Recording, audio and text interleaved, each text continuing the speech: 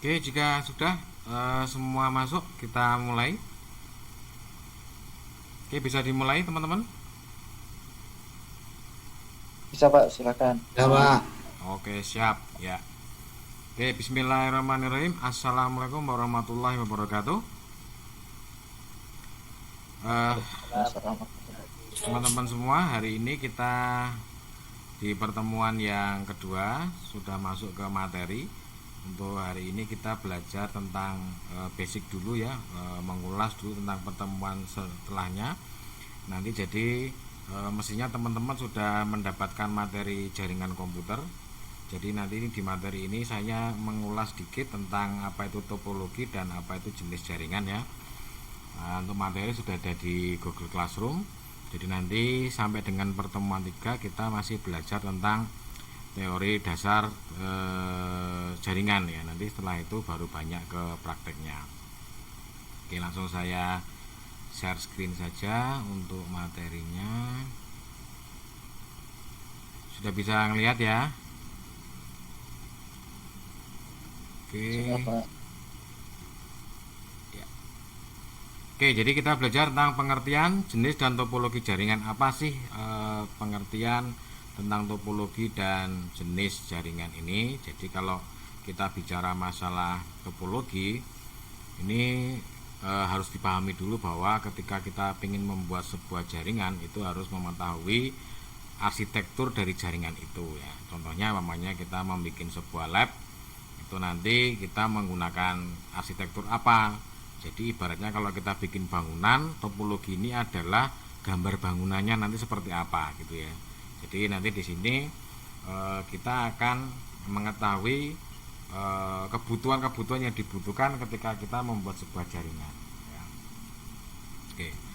Terus selanjutnya, apa sih yang disebut dengan jaringan komputer itu? Jaringan komputer itu pada dasarnya adalah koneksi antara dua device. Itu sudah bisa dikatakan sebagai jaringan. Artinya ketika satu device dengan device yang lain itu terhubung, itu sudah bisa dikatakan sebagai jaringan. Jadi jaringan itu minimal terdiri dari dua ya, secara fisik maupun secara logika. Artinya nanti kalau dia cuma dua, bisa dikatakan nanti jaringan itu berbentuk peer to peer ya. Kalau nanti dia dihubungkan dengan kabel, nanti ada macam-macam, seperti nanti ada menggunakan katakanlah fiber optik, ada yang menggunakan UTP dan sebagainya ya. Kalau nanti menggunakan gelombang berarti menggunakan wifi.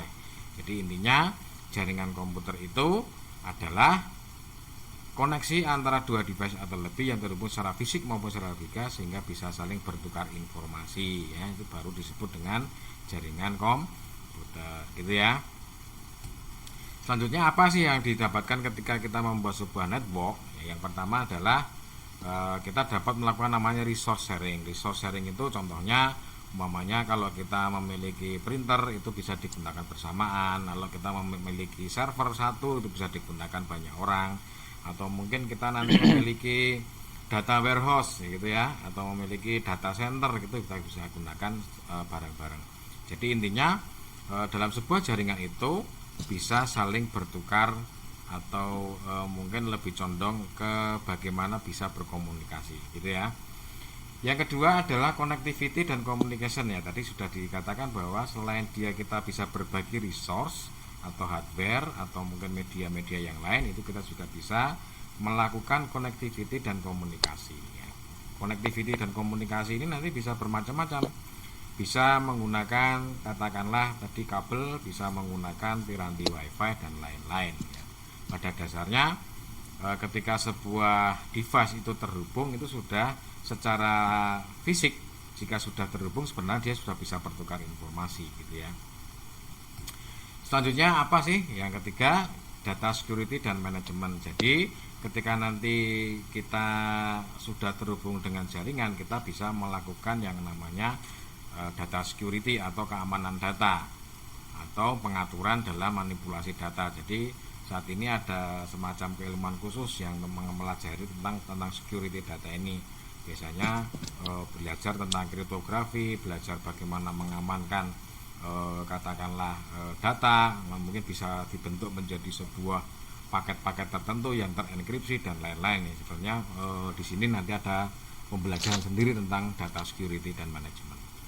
Yang keempat adalah performance dan balancing. Nah, ini seperti yang kita pelajari nanti di ending mata kuliah ini. Nanti di sistem distribusi kita akan belajar bagaimana jaringan itu bisa berfungsi secara maksimal dengan menggunakan beberapa server. Jadi nanti kita akan praktek namanya server balancing ya. Jadi nanti di situ kita akan mengetahui seberapa besar kemampuan dari sebuah server itu nanti bisa digabung-gabungkan, sehingga ketika nanti terjadi namanya concurrent connection itu bisa menangani banyak klien. Artinya dalam satu waktu keterbatasan hardware mungkin bisa digabungkan beberapa, sehingga nanti dia ada beberapa algoritma yang intinya nanti membagi koneksi itu ke dalam sebuah sistem yang terdistribusi ya. Yang kelima, entertainment. Nah, entertainment ini sebenarnya hampir sama dengan yang namanya tadi resource sharing tadi ya. Seperti sekarang kita lihat di YouTube, itu begitu kita upload di YouTube, semua orang di dunia bisa melihat karena sudah adanya network gitu ya. Selanjutnya di jaringan komputer ini terbagi dari beberapa jenis. Yang pertama, kalau kita bicara jenis berarti ini berdasarkan beberapa hal, diantaranya adalah berdasarkan geografis ya. Geografis itu berarti kita hubungannya dengan letak di mana jaringan itu dibangun. Contohnya di sini adalah terbagi menjadi beberapa, ada MAN, ada LAN, ada WAN ya. Paling kecil itu adalah LAN. Ada yang lebih kecil lagi namanya PAN. Nah, di sini tidak dituliskan karena PAN itu sudah termasuk personal. Jadi contohnya teman-teman mungkin dalam sebuah smartphone atau handphone mengirim katakanlah koneksi file ke HP teman, itu sudah merupakan jaringan karena dia sudah terhubung dua device. Biasanya itu menggunakan PAN atau personal area network. Nah, nanti di atasnya sedikit itu menggunakan namanya LAN atau local area network. Itu berarti dia sudah satu lokalan. Contohnya biasanya di lab ada berapa PC, 40 PC bisa terkonek dalam satu network, itu disebut dengan LAN. Lalu menaik lagi ke atasnya dikit, itu disebut dengan metropolitan area network. Metropolitan area network itu dia berarti sekupnya sudah antar kota, sudah beda katakanlah beda gedung atau beda kantor, itu sudah bisa dikatakan MAN. Karena apa dikatakan MAN? MAN itu selalu terdiri dari beberapa LAN gitu ya. LAN berkumpul menjadi sebuah MAN. Nah, lalu MAN naik lagi menjadi WAN atau Wide Area Network. Itu biasanya sudah menuju ke tingkat area, artinya mungkin bisa beda pulau, bisa beda negara dan sebagainya.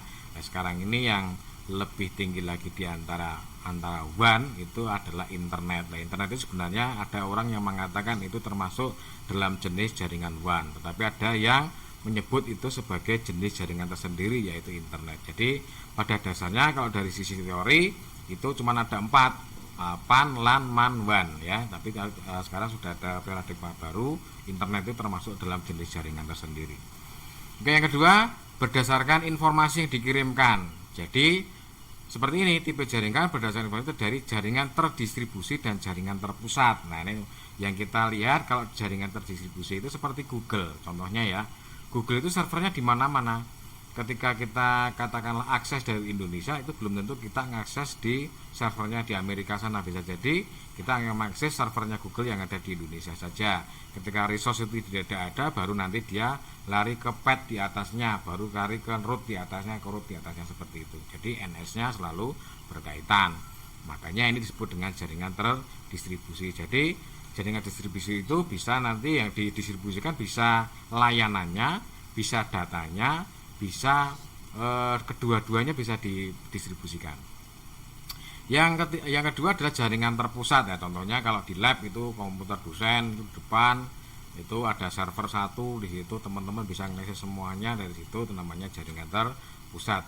Belum bisa dikatakan jaringan terdistribusi karena distribusi itu berarti dia posisinya harus ada layanan yang didistribusikan dan ada media yang didistribusikan. Katakanlah mungkin servernya tadi lah web servernya gitu ya, kita distribusikan, berarti di situ terdiri dari banyak resource yang kita akses bareng-bareng dan dia secara otomatis mencari path atau mencari route yang terdekat atau sesuai dengan kebutuhan yang di request oleh klien. Yang ketiga adalah jenis berdasarkan topologi. Ya, topologi ini ada banyak nanti. Contohnya adalah ada ring, topologi, bus dan sebagainya. Nanti teman-teman yang baru belajar jaringan nanti kan saya jelaskan sedikit supaya teman-teman tidak canggung. Mungkin yang sudah belajar mata kuliah jaringan komputer ini sedikit flash ke belakang ya, flashback ke belakang. Oke, yang keempat jenis jaringan berdasarkan cara dan mengirim data. Nah, ini ada banyak di sini. Sekarang sudah ada yang namanya katakanlah terabyte ya, jadi sudah menggunakan gigabyte, ada yang menggunakan terabyte. Kalau dulu masih menggunakan kecepatan 10-100 itu sudah terbang, sekarang sudah menggunakan terabyte. Jadi secara hardware-nya juga sudah berubah, dan medianya juga sudah semakin berkembang. Sekarang sudah ada yang namanya 5G, atau yang dulu sudah ada 3G, 4G, sekarang sudah ada 5G. Itu termasuk dalam teknologi wireless ya. Yang kelima adalah jenis jaringan berdasarkan proses datanya. Nah, ini tadi kalau dia cuma 2 ke 2 itu nanti ada peer to peer dan jenisnya client server. Kalau kita seperti ini, katakanlah kita akses ke Google, itu berarti kita sebut dengan client server. Kalau peer to peer itu nanti bedanya setiap host atau device itu memiliki hak yang sama. Tidak ada proses katakanlah menjadi pelayan atau menjadi peminta ya. Kalau di dalam klien itu fungsinya adalah meminta, kalau server itu adalah melayani. Kalau peer to peer itu bisa melayani dan bisa meminta gitu ya teman-teman ya. Jadi tidak keduanya. Oke, selanjutnya kalau digambarkan seperti ini, jadi teman-teman bisa melihat untuk jenis-jenis jaringan. Paling kecil adalah LAN, itu ada di lingkup satu kantor begini, satu ruangan ya, gini ya, satu LAN. Terus dia naik lagi ke sini, berarti dia sudah berbeda gedung. Ini berbeda gedung disebut dengan MAN. Lalu di WAN itu sudah berbeda pulau. Nah, seperti ini. Nah, nanti kita kalau mau belajar network ini nanti ilmunya banyak sekali di sini ya. Ada yang khusus kita belajar tentang routingnya, ada yang khusus belajar tentang katakanlah perkabelannya, ada yang belajar khusus tentang manajemen datanya dan sebagainya ya teman-teman ya. Jadi memang kita harus selalu belajar. Oke, lalu kita melihat sekarang yang lebih spesifik dulu, karena yang paling banyak adalah berdasarkan topologi. Jadi topologi ini sangat penting untuk kita membuat sebuah jaringan, karena ini menentukan budget, menentukan kebutuhan, menentukan teknologi apa yang akan kita gunakan. Jadi topologi ini selalu berkembang dan sekarang sudah modelnya mixing. Jadi ada beberapa topologi digabungkan menjadi sebuah topologi baru. Contohnya sekarang ada yang namanya mesh ya. Mesh itu dulu sudah ada, cuma sekarang dikembangkan lagi mesh wireless. Mesh wireless itu yang bagaimana? Contohnya Anda sekarang menggunakan katakanlah ya handphone ya. Handphone itu jaringannya ada di mana-mana. Ada namanya BTS ya, di situ yang fungsinya memancarkan sinyal. Kalau kita menggunakan topologi yang bus sudah nggak bisa lagi, karena apa? Dia menggunakan kabel. Lalu kita menggunakan caranya menghubungkan adalah dia kalau bus itu lurus. Nah, kalau menggunakan mesh itu bisa dari arah manapun, sehingga ini digunakan menjadi teknologi yang paling sekarang terbaru. Ya, tetapi alangkah baiknya kita mempelajari dulu tentang topologi dasar. Yang pertama adalah topologi bus. Topologi seperti ini, teman-teman ya. Jadi komputer itu dihubungkan dengan yang namanya backbone kabel. Jadi di sini nanti di ujungnya sini harus ada terminator, di sini juga ada terminator, dan di sini ada yang namanya T konektor atau T konektor bahasa kita ya, T, karena di sini bentuknya T. Yang sini yang tengah menuju ke komputer hostnya, yang kanan kirinya menuju ke kabel sebelum dan sesudahnya ya. Kelemahan dari topologi ini salah satunya adalah ketika terminator ini ditutupnya, dibuka, ini semuanya akan loss ya, semuanya akan loss. Karena apa? Dia menjadi nanti katakanlah tidak tertutup ya, artinya tidak terdefinisi, dalam arti nanti dia undefined atau mungkin dia akan loss semuanya jaringan di sini. Jadi kalau zaman dulu kalau menggunakan topologi bus ini, kalau usil tinggal tutupnya sini dilangin aja, semuanya jaringan ini kan loss gitu ya. Makanya ini tidak disarankan lagi. Yang kenapa masih menggunakan topologi ini, karena biayanya paling murah ya, karena dia hanya menggunakan kabel saja dan menggunakan koneksi yang namanya T konektor dan device NIC saja. tidak perlu ada pengaturan lain-lain, dia sudah selesai, gampang sekali. Oke, selanjutnya yang kedua adalah topologi ring. Nah, ring ini nanti sudah dibedakan lagi menjadi ada yang mengatakan token ring, ada yang menggunakan ring biasa ya. Bentuknya adalah seperti ini, jadi dia menggunakan kabel satu diputerin begini, setiap bos dihubungkan ke salah satu ujungnya dan dia nanti semua ujung ini akan tertutup ya. Kelemahan dari jaringan ini apa? Kelemahannya adalah ketika salah satu mengirim itu akan terjadi tabrakan data, bisa sangat mungkin terjadi karena dia masih menggunakan satu jalur saja, artinya dia mengirim dan menerima dalam satu jalur, sehingga ini menyebabkan biasanya kalau traffic datanya terlalu tinggi ini bisa menyebabkan semua komputernya hang ya, karena jaringannya lemot, karena dia apa, komputer ini mengirimkan data, yang ini mengirimkan data, yang mengirimkan data, ini nerima, sehingga semuanya nge-lag di sini, atau ibaratnya kalau bahasa kita yo terlalu banyak data yang masuk, dia tidak bisa mengetahui mana yang dikirim, mana yang diterima ya. Jadi ini sudah tidak digunakan kembali. Terus berkembang lagi untuk menghindari itu nanti disebut dengan token ring. Token ring itu nanti siapa yang pegang token itu yang boleh mengirimkan atau menerima. Tapi risikonya apa? Risikonya lambat karena harus menunggu paket ini selesai dikirim. Namanya contoh ya, dari klien ini ingin mengirim ke server, dia harus mengirim lewat sini dulu. Nah, setelah itu dia baru selesai, baru token itu bergulir ke sini. Nah, baru nanti dia boleh ngirim lagi. Nah, coba sekarang kalau token itu berada di sebelah sini, maka dia harus muter ini semua. Nah, nanti untuk manajemen data ini ada menggunakan algoritma tertentu. Salah satunya adalah algoritma round robin yang nanti yang digunakan salah satunya di server balancing itu. Nah, gitu ya teman-teman ya. Jadi nanti ada penjadwalannya. Habis ini siapa, habis ini siapa. Kalau teman-teman pengen lihat implementasi yang nyata untuk topologi ini, ketika teman-teman memiliki di kantor-kantor itu ada ruang sidang yang menggunakan mikrofon itu, jadi ketika salah satu sudah menyalakan mikrofon, semuanya akan mati, nggak bisa ngomong. Nah, itu juga sama dengan filosofi token ring. Jadi siapa yang pegang mic itulah yang bisa menyalakan. Itu ya teman-teman ya. Selanjutnya topologi star. Ini topologi star ini yang sekarang sudah mulai banyak ditinggalin tetapi masih dikembangkan terus karena nanti ini bertambah lagi ya. Bedanya apa dengan yang tadi? Bedanya kalau di topologi star itu sudah menggunakan alat yang disebut dengan konsentrator di sini ya. Namanya alat konsentrator, bisa berbentuk switch, bisa berbentuk hub ya. Ada dua perbedaan antara switch dan hub, nanti kita jelaskan di jenis-jenis alat untuk jaringan ya. Bedanya apa di sini? Dengan topologi yang tadi sebelumnya, keunggulannya adalah jika salah satu ini mati maka seluruhnya ini tidak terpengaruh. Artinya umpamanya ini kabelnya putus, ini tidak berpengaruh pada klien-klien yang terhubung yang sudah masih on.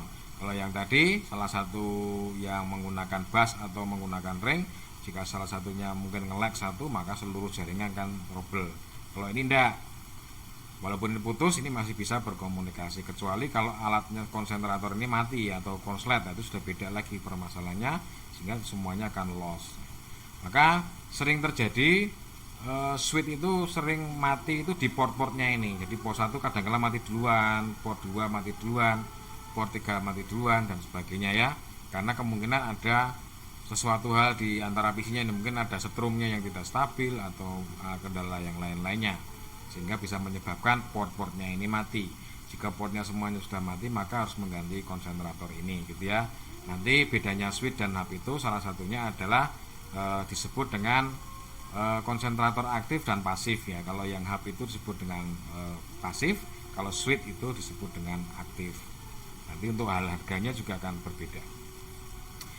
Oke, selanjutnya adalah topologi tree. Nah, topologi tree ini adalah jaringan-jaringan untuk yang besar seperti Telkom itu sudah menggunakan topologi tree ini. Contohnya seperti ini. Ini ada salah satu namanya ini backbone ya, atau tulang punggungnya dari jaringan, biasanya ini menggunakan fiber optik, mungkin ya ini dari Telkom. Nanti dia dikoneksikan kepada klien itu bisa menggunakan topologi tree. Nah, seperti ini ya, ini topologi bisa menggunakan star, bisa menggunakan macam-macam karena disebut dengan tree karena bentuknya seperti pohon.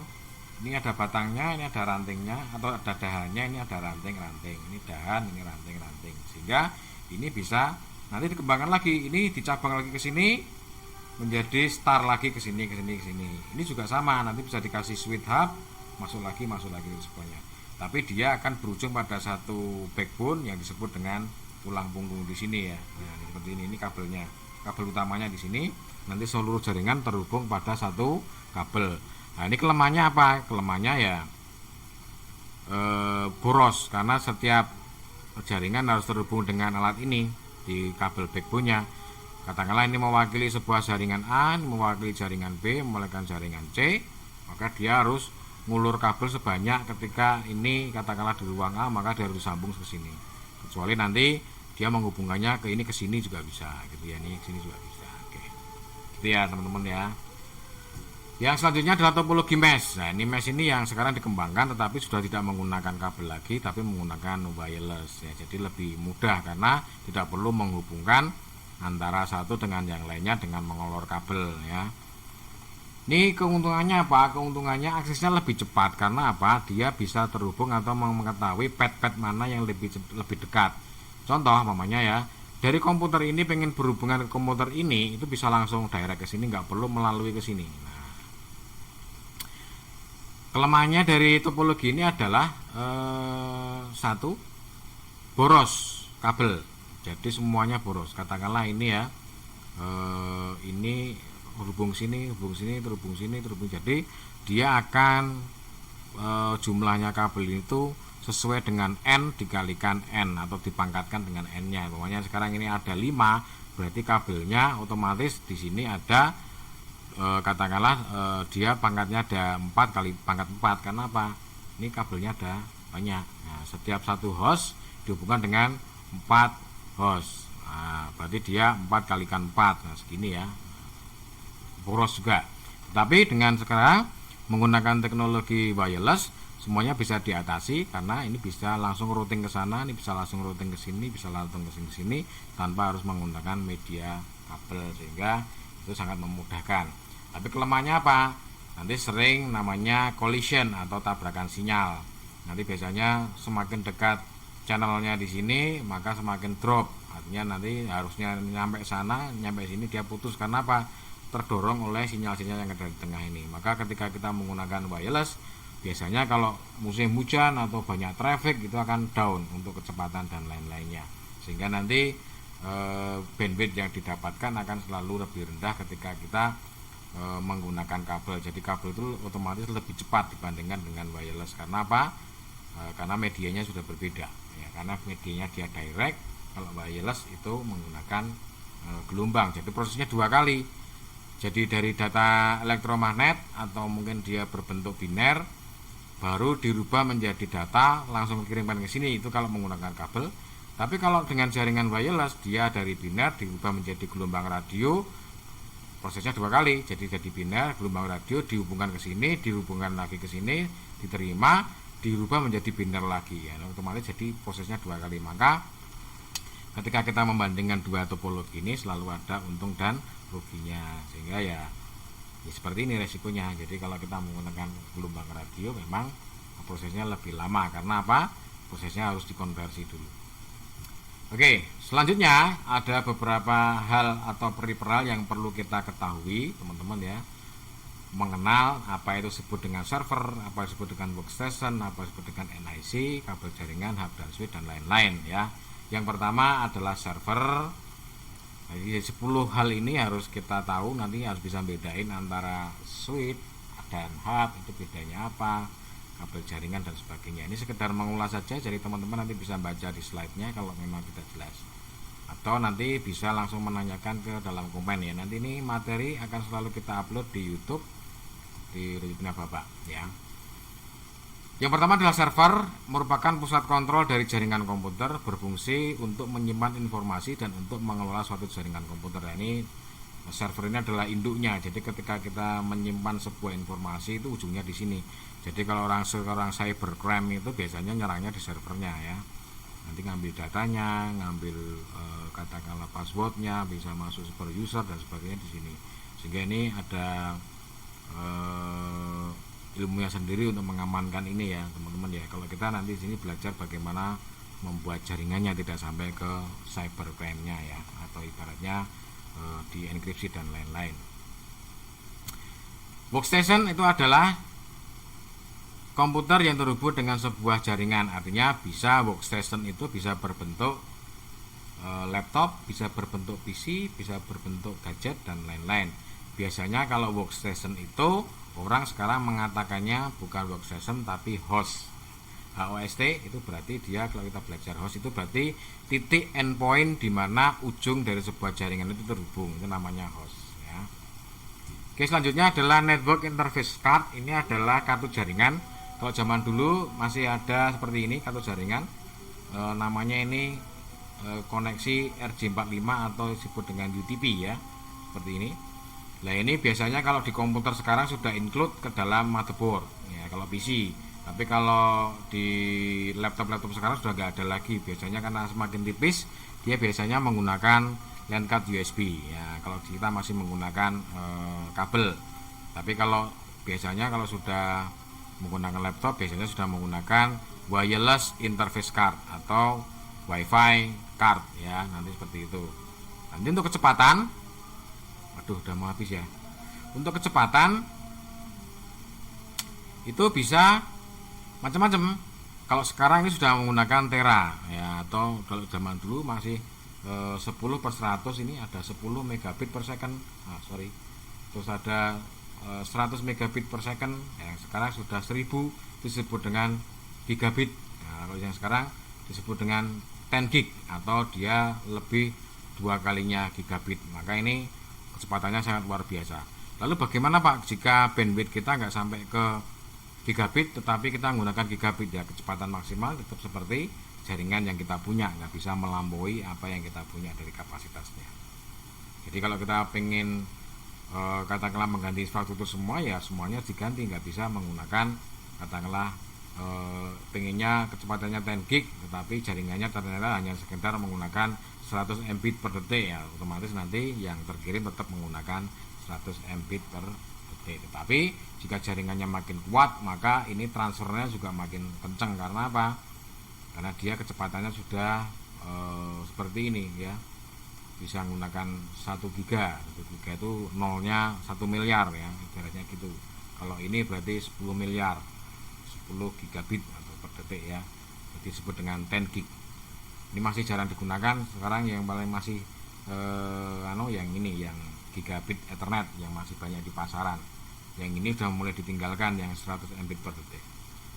Oke, selanjutnya adalah kabel jaringan. Ini ada beberapa. Kalau yang ini kabel untuk jaringan bus dan ring disebut dengan koaksial kabel. Kalau yang ini untuk fiber optik ya, fiber optik itu serat kaca. Jadi dia modelnya nanti menggunakan kabel isinya itu tipis sekali dan itu menggunakan teknologi kaca. Karena dia modelnya memantulkan dan dia untuk menekuknya sendiri harus menggunakan alat, menyambungnya sendiri juga harus menggunakan alat. Kalau untuk menekuk nggak boleh sembarangan ditekuk karena dia kan patah. Jika patah otomatis tidak bisa mentransmisikan data.